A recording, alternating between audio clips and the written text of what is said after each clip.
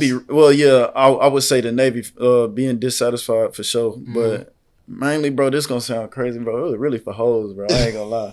I'm like, bro, like niggas is getting bitches off this shit, bro. Like, nigga, I want some hoes. I'm like, fuck it, cause it's like a clout thing, I guess. I guess you can say I wanted to be like known. I like to be like, I like to walk in the spot and people know who I am. I always been like that, like with the charisma shit, the little notoriety shit. I always been like that. Welcome back to the Abundant Behavior Podcast. I'm your host, Ali Banks. Today, I definitely have a very special guest with me. We've been down for a couple weeks. You know, bro reached out to my boy Nair, reached out to me. He said he had somebody that wanted to be on the show. Looked at his content. It was funny, authentic, you know, and he putting himself out there. And that's what I like about, you know what I'm saying, people that's younger than me, people that's grinding and putting themselves out there. But I don't want to take up too much of the floor. You know, I'm gonna let Clay introduce himself a little bit, just tell where he's from, a little bit about his background, and, you know, how he got here today, just a little bit for the people, man. I got you, man. Hey, man, it's Clay for showing this hoe, man. Straight out of Tulsa, Oklahoma, you feel me? Appreciate Ollie for having me on the show and shit, man. Huge opportunity, bro. We both getting it out the mud. So for sure. Tulsa, Oklahoma, man. So a little bit about your upbringing, man. Like, how was it growing up, man? Shit. In Tulsa, Oklahoma. I don't really meet too many people from Tulsa, Oklahoma. I get that. I'm saying it, Tulsa. Tesla, like the car. No, like Tulsa, Tulsa. Okay, yeah, Tulsa, Oklahoma, man. Yeah, for sure. How was it growing up out there? Small town or like is it big? It's still, so I want to say it's the biggest city in Oklahoma for real. Like most people say Oklahoma City the biggest city because of the thunder and shit like that. For sure. But Tulsa definitely got Oklahoma City beat by far. But is it city like city? Yeah, okay. So it's back and forth. It's city and it's country for real. Okay. So where I grew up at, like, it was more so city, I'd say. Like it was hood, but it was more so city. But like I used to go out north with my brother Bobby and shit, and it'd be like country out there, like fishing. Yeah, fishing, horseback riding, all type of shit. So you got the best of both worlds growing up. Yeah, so you seen both sides of it, because I'm a city boy, like through and through, because I'm from Chicago, so like I ain't never fished before, bro. I've never been out on the boat in the water, man. On the Navy, but that's about the only boat, man. My pops, my daddy, he used to take me fishing when I was a little nigga and shit, and he taught me how to ride horses, all type of shit. Oh yeah, for sure. So yeah, it's country boy shit. You know, you running the cows or snakes, whatever the case may be. But I was more so, I want to say like after 12-ish, it was more so city from that. Just turn it up. I was like, fuck all them horses and shit. I'm out here. So what kind of content do you make, man? And why? Well, I've seen it, but just explain to him, man. What kind of content do you make? And why did you start making that type of content? The type of content I make, I would say it's like entertainment / comedy type shit. Right. You know, just going around interviewing people, asking crazy ass questions and shit. I got into it because my personality for real, like, people just be growing up like, hey bro, you funny as fuck, like you should do YouTube type shit. But I never took it serious or even considered it until like my senior year, because that's when the YouTube wave started taking off. Like DDG, niggas like that start vlogging or doing whatever the fuck. So I'm like, bro, I can do that shit type shit. But I just never tapped in and really did it for real. Once, I want to say, I was in my I'm still in my early 20s, but like 21, 22, I was like, bro, niggas getting a bag off this shit. Like I could for sure do this shit, because I'm funny as fuck every day for free. So yeah, you might as well get paid niggas might as well get a bag off of it. Shit, fuck it, it's out there. So yeah. So how did you get into it? What piqued your interest? Was it really just the money? Nah, or was it really like, I'm gonna be real, bro, dissatisfied with the Navy, or what? Like I'm gonna be I would say the Navy, being dissatisfied for sure, but mainly, bro, this gonna sound crazy, bro. It was really for hoes, bro. I ain't gonna lie. I'm like, bro, like niggas is getting bitches off this shit, bro. Like, nigga, I want some hoes. I'm like, fuck it, because it's like a clout thing, I guess. I guess you can say I wanted to be like known. I like to be like, I like to walk in the spot and people know who I am. I always been like that, like with the charisma shit, the little notoriety shit. I always been like that. So that played a role. And then like the people that I kick it with, they always known. Like I can't never go somewhere. And like, my people, like if I'm not the nigga that's known, my people known. So I'm like, fuck it, I gotta get with it to get lost. Monetize off of it. Yeah, for sure. Is there anybody you mirror your success against? Like any like YouTube content creators you look up to, and why? Like, and what about them stands out to you? Shit, I'm gonna keep it funky. As far as looking up to niggas, that's never been me. Like, right, for sure. Yeah. I'm like growing up, my mama always told me like, don't ever try to be like nobody. You just be you. Like, so as far as like trying to be like anybody, nah, I'm just me. I just get in front of the camera and just do what I do type shit.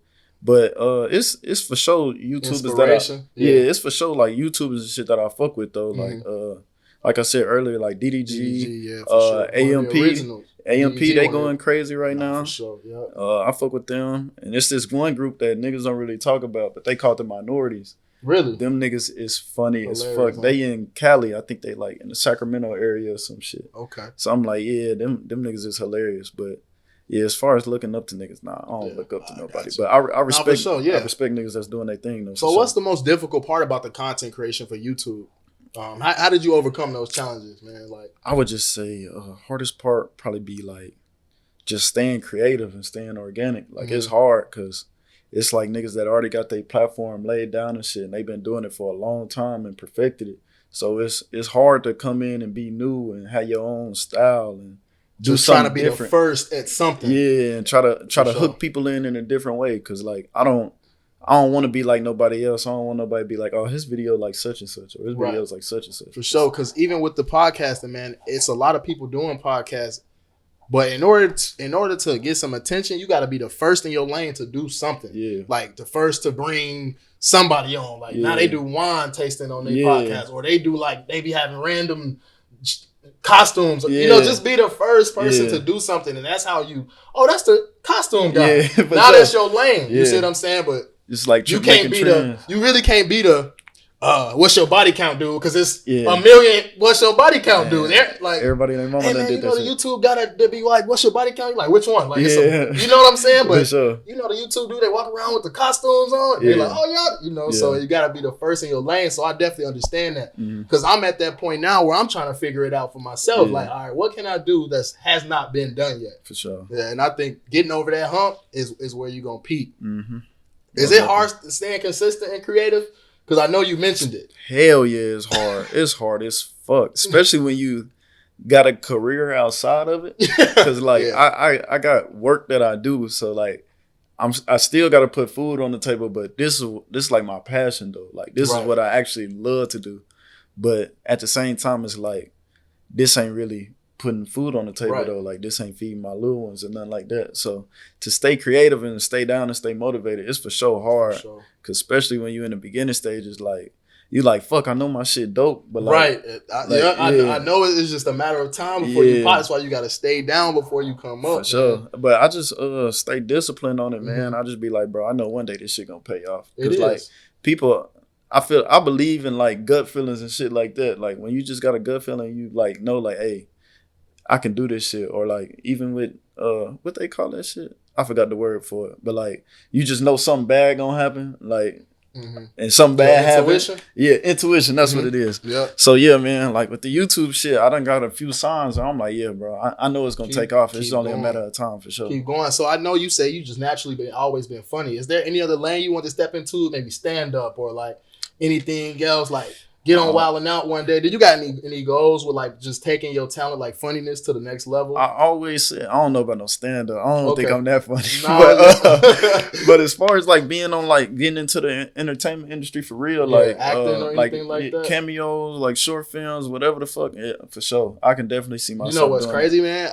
I am going to school to shoot movies and direct. The screenwrite. So we definitely got to work. If you ever come up with a script and you need a funny ass nigga, bro, trust me, bro. I got a script in that book down there, bro. Hey. we can make something happen because I for sure be on like some so entertainment, man. Yeah. And I can see that for you, man. You got charisma, like it's upbeat. You know what I'm saying? So it's just in me, bro. Like I always wanted to do that shit. Like you mentioned, like Wild 'N Out and shit like that, bro. Like I be looking on the TV, like because I watch it. I tap in with Wild 'N Out, but I be like, bro, I'm goofy funny. As fuck. I'm funny, yeah. I am like anybody who personally know me, bro. They be like, bro, Clay is one goofy ass nigga. So I can for sure make people laugh. And one dude that I know from content creation, man, I don't know if the dude, Funny Mike, man, the skinny dude, the fro man, he came down like he was in his own lane doing his own thing and blew up, man. Yeah. A lot of them, you know. And so it's like, and then you just think like last year, you think like, oh, I followed him last year when he was only at 200K. Right. It's the new year. He had 1.9 million. You see what I'm saying? Yeah. And that's just the consistency of time because you've been watching them all year, laughing at them, sending them to your homies. Yeah. You know what I'm saying? So you like, okay, I see the work. Niggas so just be staying down, man. Yeah, that's what it is. Yeah.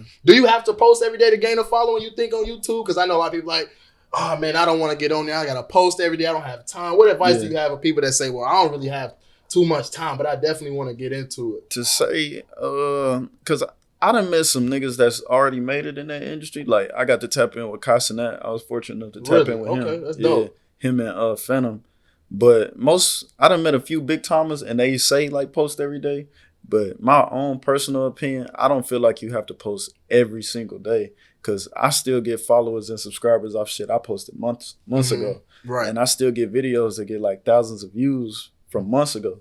Now, if you can stay consistent and post every day, I would suggest it. Mm-hmm. But it's not hurting you if you don't, because the video's there. Like, at least weekly. Yeah, at least I would say twice weekly or once weekly. I would say weekly. Yeah, for sure, and because that's how you get a consistent following. Yeah, and your name and your image always in that algorithm. Mm-hmm. You know what I'm saying? So yeah, and I've seen that myself just with the podcast.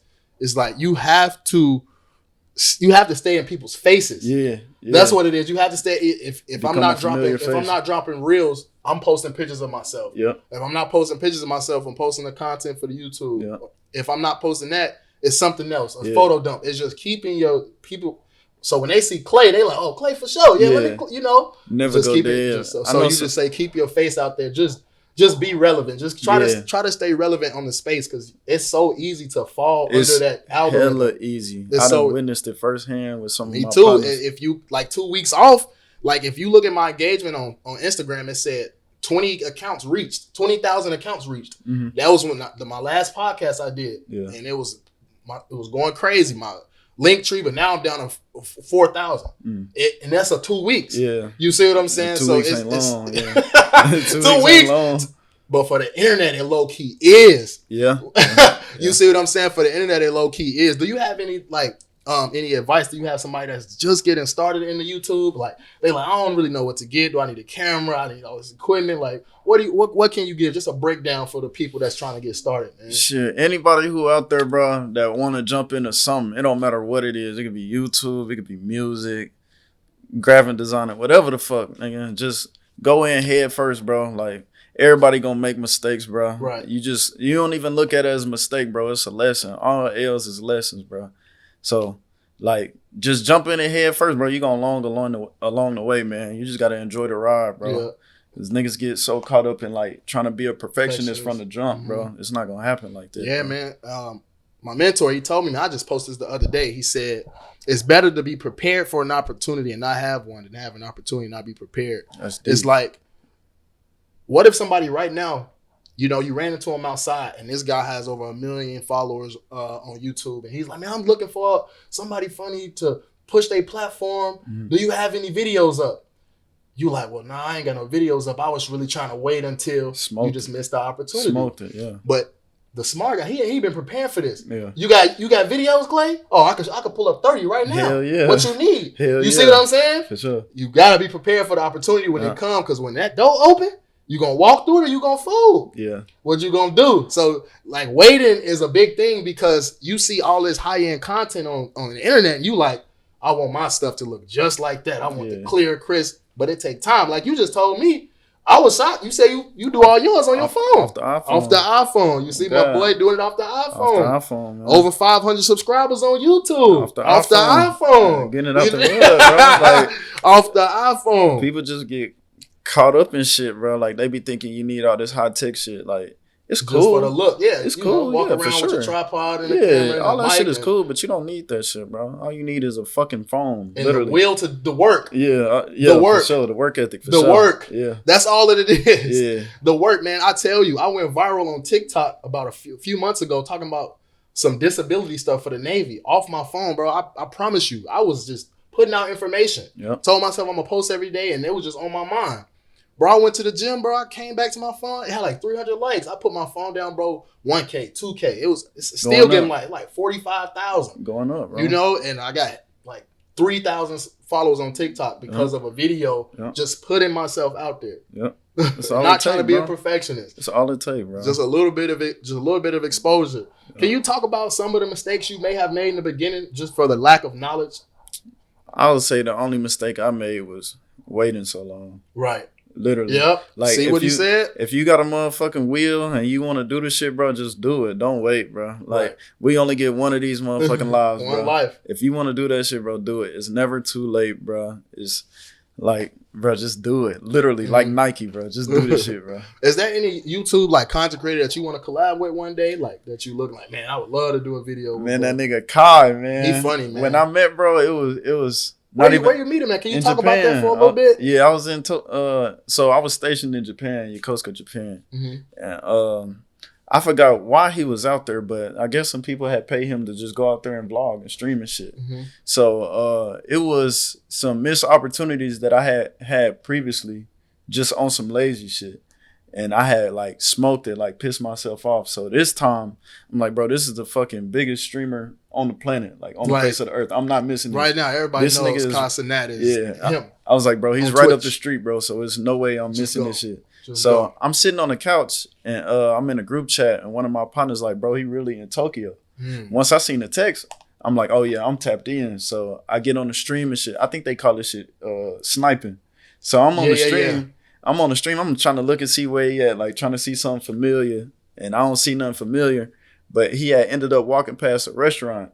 So I just typed the restaurant into my GPS and shit. And I was with my boy Kyrus. We just sitting on my couch. I'm like, nigga, we finna go meet Casanet right now. He like, what, he hit you? I'm like, nah, nigga, we finna go find this nigga, bro. Like, it's like you talked about opportunities. I felt like God. I'm prepared for it. Let me go put my I'm like, bro, he's right up the street, bro. That's God.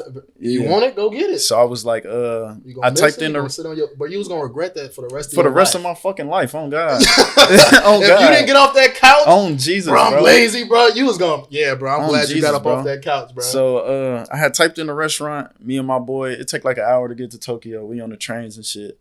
So we jump off the train, we in a taxi, and we go pull up straight to the restaurant. But when we get in the vicinity, I'm like, bro, keep your head on the swivel because he not in this restaurant. He just walked past it. So he like, all right, cool.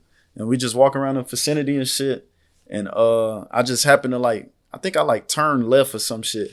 And I seen the hat that the nigga had on. Wow. And I'm like, bro, them niggas is in there right now, bro. And he was like, say swear. I'm like, yeah, nigga, they right there. It wasn't no crowd? So this is the thing. Nobody knew he was there. Because they try to keep that shit secretive to protect him and shit. But we had found him or whatever. And so how did you know he was going to be out there again? He was just streaming. Oh, okay. I think he just posted, so happened to be tapped in. Yeah, he had posted that he was going to be in Tokyo. But nobody knew his exact location. Got you. So, we just walk into the restaurant and shit. And his security team on point. I'm like, oh shit, it's real. Like I'm thinking it's just him, Phantom, and some partners. Like, nah, this big brolic ass security guard, Kimbo Slice ass nigga. So I'm like, all right, we just gonna play it cool. And we had overheard him say like he was finna end his stream. So I'm like, look, bro, when he end his stream, like nigga, we finna go meet this nigga. We gonna chop it up with him. And he like, all right, cool. So he ended up ending the stream and shit. Ironically though, I was in the stream. Like my boys see me in the stream. They like, no way. The nigga was he had like 90K people watching that bitch. And they was like, nigga, we just seen you on the stream type shit. So he ended the stream and I just walked up. I introduced myself. I'm like, hey bro, I'm Clay, bro. I YouTube out here and shit, bro. Like it's a it's a great opportunity to meet you, bro. I was wondering if I could do an interview with you or whatever.